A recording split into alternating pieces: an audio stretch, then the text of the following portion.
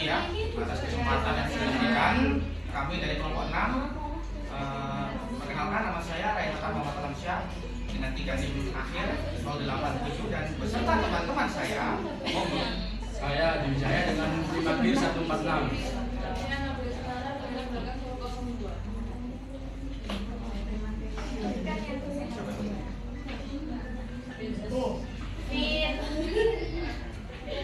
Jadi kami membahas menurut Vygotsky dan Brunner.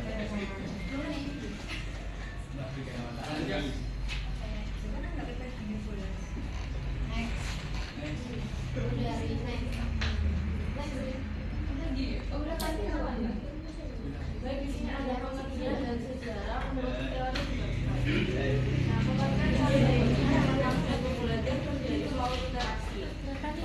Ini terjadi seperti guru, orang tua, teman saya, dan juga saya sendiri. Proses belajar tidak terjadi secara individu saja, tapi dipengaruhi oleh lingkungan sosial. Terus yang kedua ada pengetahuan berasal dari lingkungan lalu menjadi individu atau internalisasi. Internalisasi yaitu kemampuan awalnya berasal dari interaksi sosial lalu menjadi kemampuan pribadi. Vygotsky jelaskan bahwa setiap kemampuan kognitif muncul 2 kali, yaitu pertama secara sosial bersama orang lain, kemudian secara individu dalam diri sendiri. Proses ini disebut internalisasi, yaitu perubahan dari aktivitas luar menjadi kemampuan dalam malah. Terus yang ketiga ada bahasa berperan sebagai alat berpikir. Menurut Vygotsky pada awalnya bahasa dan pikiran berkembang secara terpisah, tetapi kemudian menyatu, dan bahasa tidak hanya digunakan untuk komunikasi, tetapi juga untuk mengatur pikiran yang hanya digunakan pikiran menenangkan tindakan dan memecahkan masalah. Terus yang keempat ada konsep ZPD atau zone of proximal development, yaitu belajar dengan bantuan orang lain. Dalam zona ini, anak belum mampu menyelesaikan tugas sendiri, tetapi bisa melakukannya jika dibantu oleh orang lain, seperti guru dan orang tua. Terus yang terakhir yaitu belajar efektif jika ada bantuan atau scaffolding. Scaffolding adalah pemberian bantuan sementara dalam belajar. Guru bantu di awal, lalu bantuan dikurangi secara bertahap sampai anak mampu belajar dan menyelesaikan tugas secara mandiri. Terus ada sejarah teori Vygotsky. Vygotsky adalah teori psikologi dan sosial yang mengembangkan teorinya dengan perdebatan berbagai aliran psikologi yang menekankan bahwa perkembangan manusia tidak hanya dipengaruhi oleh individu saja, tapi juga oleh lingkungan sosial dan budaya. Nah, di sini ada pengertian teori dari Brunner. Brunner menekankan belajar adalah proses memahami konsep dan struktur pengetahuan, tidak hanya menghafal tapi memahami makna. Lalu bertujuan untuk mengembangkan kemampuan berpikir anak, lalu pengetahuan dapat digunakan dalam berbagai situasi. Dan secara singkat tadi teori Brunner yaitu Brunner mulai mengembangkan teori belajarnya melalui keterlibatannya dalam revolusi kognitif sejak akhir tahun 1950-an sebagai bentuk penolakan terhadap behaviorisme yang hanya menekankan stimulus dan respon. Sejak 1950-an, ia telah meneliti pembelajaran sebagai proses mental aktif yang semakin diperkuat dengan berdirinya proyek kognisi di Harvard pada tahun 1952. Lalu pemikirannya kemudian dipertegas dalam bukunya dengan berjudul The Process of Education tahun 1960 yang menyatakan bahwa belajar merupakan proses aktif dan dalam membangun pengetahuan melalui pengalaman sehingga menjadi dasar munculnya konstruktivisme kognitif. Dan selanjutnya belajar menurut Vygotsky. Dari belajar Vygotsky menekan bahwa perkembangan kognitif anak dipengaruhi oleh interaksi sosial dan lingkungan budaya. Belajar terjadi melalui bantuan orang lain, kemudian menjadi kemampuan mandiri melalui proses internalisasi. Pembelajaran yang efektif berlaku dalam konsep GPD dengan bantuan scaffolding serta didukung oleh peran bahasa sebagai alat berpikir. Nah, teori belajar Vygotsky sendiri meliputi yang pertama tadi yaitu belajar psikososial, kedua internalisasi, ketiga belajar mendorong perkembangan, terus yang keempat GPD zone of proximal development, yang kelima scaffolding, dan terakhir bahasa dan pikiran. di sini ada teori belajar kognitivisme menurut Brunner. menekankan bahwa belajar merupakan satu proses aktif di mana peserta didik membangun pengetahuannya melalui pemahaman terhadap struktur atau ide dasar suatu materi, bukan sekedar menghafal informasi. Lalu di sini ada prinsip-prinsip teori belajar Brunner, yaitu belajar sebagai proses aktif di mana peserta didik tidak hanya menerima informasi tetapi juga terlibat dalam proses berpikir untuk memahami materi. Lalu ada belajar melalui penemuan, itu contohnya seperti kayak guru menyediakan berbagai benda konkret dengan warna yang berbeda-beda gitu. Lalu kemudian guru untuk meminta siswa mengelompokkan berbagai jenis warna gitu. Melalui kegiatan ini siswa secara aktif mencari dan menemukan sendiri kesamaan warna dari setiap benda yang ada gitu. Lalu meningkatkan struktur pengetahuan dan lalu adanya transfer belajar. Adanya transfer belajar ini kayak kemampuan seseorang untuk menggunakan kemampuan atau keterampilan yang sudah dipelajari sebelumnya ke situasi atau hal baru.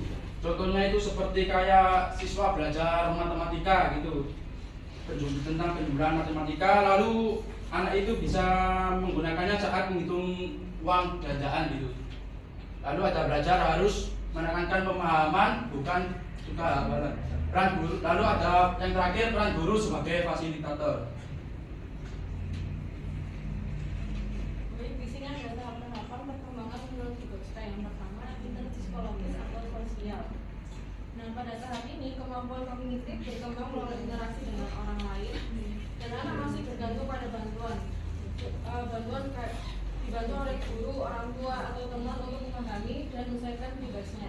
Terus yang kedua ada interaksi psikologis atau internalisasi, itu kemampuan yang awalnya diperoleh dari interaksi sosial mulai menjadi bagian dari diri individu. Anak mulai bisa berpikir dan menyelesaikan tugas secara mandiri. Terus yang ketiga ada self regulation atau kemandirian.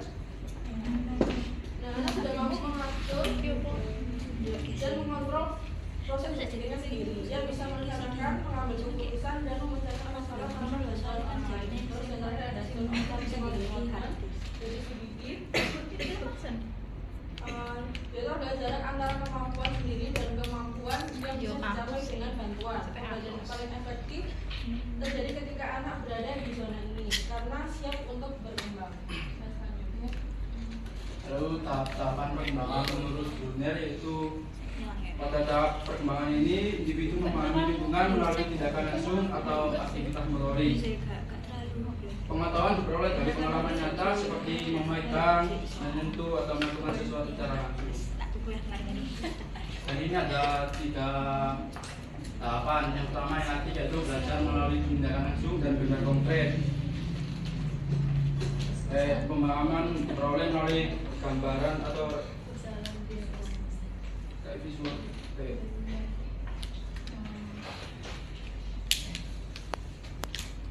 Ikonik yaitu belajar melalui gambar atau visual, dan yang terakhir itu simbolik atau belajar melalui simbol. Itu seperti pada tahap ini individu sudah mampu memahami sesuatu melalui simbol bahasa atau konsep abstrak.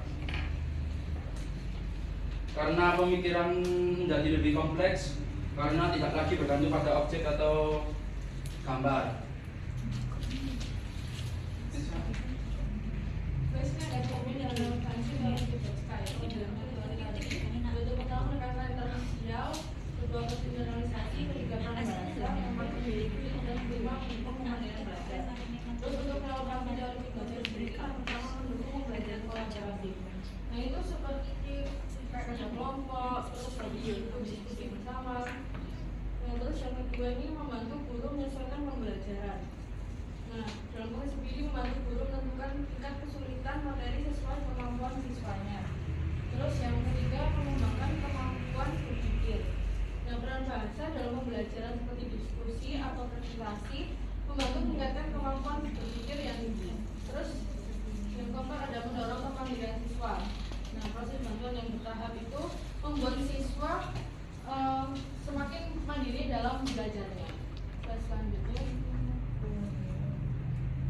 Dan di sini ada kelebihan dan relevansi teori Brunner.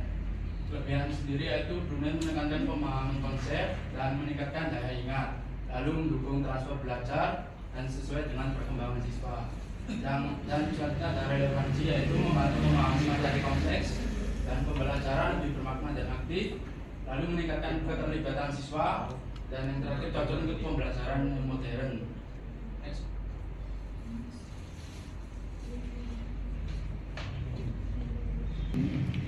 Baik, selanjutnya ini ada implementasi menurut Vygotsky. Yang pertama ini ada ZPD maksudnya. Di sini itu ZPD itu guru itu membantu siswa secara maksimal ya, atau membantu peserta didik secara maksimal gitu. Jadi kayak masih dibantu, masih diarahkan gitu. Terus yang kedua ada, oh ya maaf, tadi agak ngeblank ya. Yang kedua itu ada scaffolding. Scaffolding itu ya ini masih dibantu, tapi cuma bantuannya ini sudah dibatasi gitu loh teman-teman. Jadi kayak guru ini kepengen tahu nih dari hasil pembelajaran ini nanti anak ini progresnya sudah sampai mana itu nanti akan dievaluasi di situ. Terus yang ketiga itu ada interaksi sosial. Nah, interaksi sosial sendiri ini kita sebagai peserta, sebagai pengajar maksudnya, sebagai pengajar itu bekerja sama dengan orang tua atau membutuhkan bantuan dari orang tua, dari peserta didik serta teman sebaya. Nah, tujuannya itu kalau orang tua itu kan lebih bisa memberikan pengarahan sepenuhnya kalau di rumah. Nah, kalau dengan teman sebaya sendiri itu dia lebih gampang gitu loh kalau nanya itu, misalkan kalau sama gurunya itu mungkin malu bertanya apa-apa, jadi bisa lebih nanya ke teman-teman sebayanya ini. Terus yang terakhir, yang keempat di sini ada penyesuaian individu ya.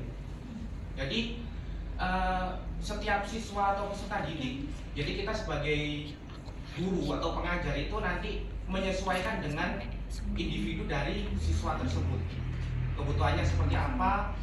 Nah, nanti akan disesuaikan begitu. Oke, next. Langsung implementasi.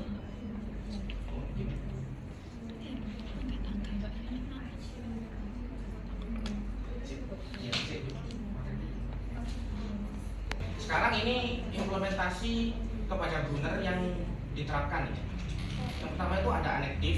Anektif sendiri itu jadi kita ini kayak sebagai guru itu mengajarkan dengan benda nyata. Kita tuh memperkenalkan kepada anak itu benda-benda asli gitu. Contohnya menghitung dengan menggunakan balok untuk peserta didik yang berkebutuhan khusus seperti tunagrahita gitu. Terus yang kedua itu ada ikonik, simbolik dulu. Simbolik ikonik. Yang kedua ini ada ikonik ya. Nah, ikonik sendiri itu jadi kita selain balok tadi, kita juga harus untuk tunarungu sendiri. Ini untuk tunarungu itu menggunakan kartu bergambar. Jadi kita juga mengenalkan benda, bentuk itu kepada anak supaya anak lebih gampang untuk belajar, gitu ya. Terus yang ketiga di sini ada 3 dimensi atau 3D. Gitu. Ya, 3 dimensi sendiri ini untuk yang berkebutuhan khusus seperti tunanetra. Jadi nanti kita juga kenalkan nih, kan tunanetra ini kan hambatannya ada di visualnya, di penglihatan, jadi kita di verbal. Jadi otomatis nantinya kita kenalkan di sini, ini loh pesawat bentuknya kayak gini, ini loh balok bentuknya kayak gini. Jadi kita rabakan secara langsung gitu, supaya nanti meskipun yang nggak bisa lihat itu tetap ada bayangan. Jadi seperti itu. Terus ya udah. Oh ya, simbolik. Nah, di sini simbolik ini yang terakhir. Selain kita mempelajari dengan benda-benda tersebut, simbolik itu kita di sini mengenalkan juga sebagai guru itu angka serta huruf ya. Jadi anak juga harus bisa berhitung dan bisa menulis serta membaca gitu. Contohnya itu misalkan guru memberikan soal.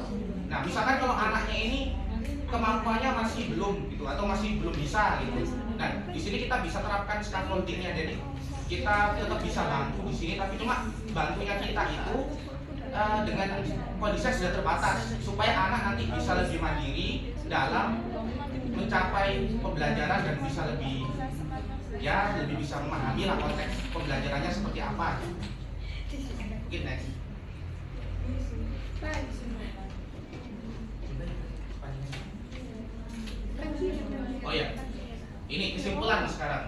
teori kognitivisme itu memanjang bahwasanya sistem proses belajar ini adalah bagian dari mental, perkembangan mental. Yang mana ini mencakupi pengetahuan dan informasi. Jadi aku ngeblank ya. Jadi Vygotsky di sini itu mementingkan interaksi sosial di dalam konsep pembelajarannya ini, interaksi sosial serta perkembangan bahasa. Tujuannya ini untuk melatih kognitif dari anak tersebut. Nah terus kalau sedangkan Brunner sendiri itu lebih menekankan ke anak ini dituntut untuk memahami. Jadi tidak hanya menghafal, memahami struktur ilmu dari pembelajarannya tersebut. Tapi meskipun seperti itu, intinya keduanya ini sama-sama mementingkan keaktifan siswa. Dan ini juga kalau diterapkan di era sekarang ini sangat relevan ya, terutama untuk siswa dengan berkebutuhan khusus, begitu ya.